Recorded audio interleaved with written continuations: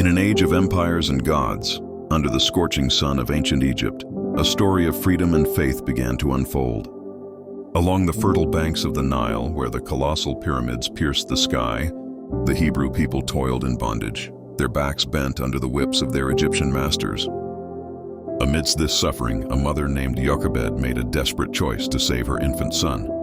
She placed him in a woven basket, a tiny ark of hope, and set it adrift among the reeds of the river, entrusting his fate to the currents and to God. Her heart ached with uncertainty, praying that her child would be spared from the Pharaoh's cruel decree.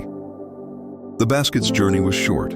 It was discovered not by a soldier, but by the gentle hands of Pharaoh's own daughter. Seeing the crying child, she was filled with compassion and decided to raise him as her own, naming him Moses. A montage of fleeting moments shows the boy growing within the opulent walls of the royal palace.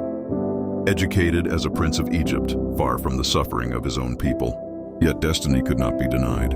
As a man, Moses witnessed a brutal Egyptian overseer mercilessly beating a Hebrew slave. In a flash of righteous anger, he intervened, striking the overseer down. This act, born of a deep-seated justice, marked the end of his life as a prince. A fugitive from the Pharaoh's wrath, Moses fled into the vast, unforgiving desert of Midian, trading his royal robes for the simple life of a shepherd. It was there, in the solitude of the wilderness, that his true calling would be revealed. While tending his flock near Mount Horeb, he saw a wondrous sight, a bush ablaze with fire, yet its leaves were not consumed.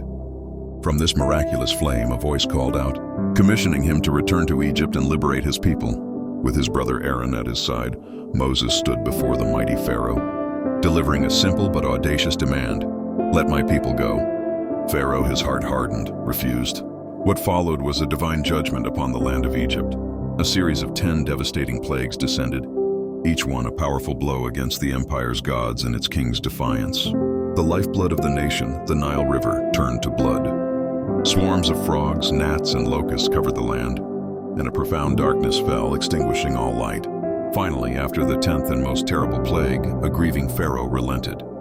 The Hebrews, guided by Moses, hastily gathered their belongings and began their exodus from the land of their enslavement. But Pharaoh's change of heart was fleeting.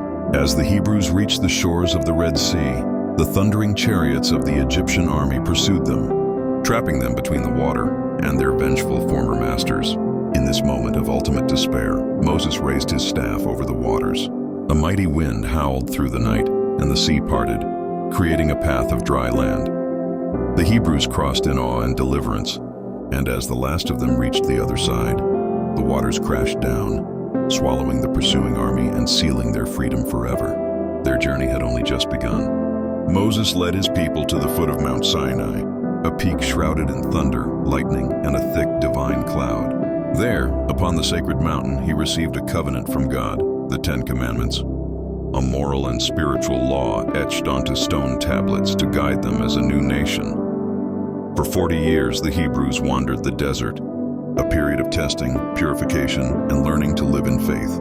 Finally, their long pilgrimage neared its end. An elderly Moses stood upon a mountain, looking across the Jordan River to the verdant hills of the Promised Land, a destination he would see but never enter.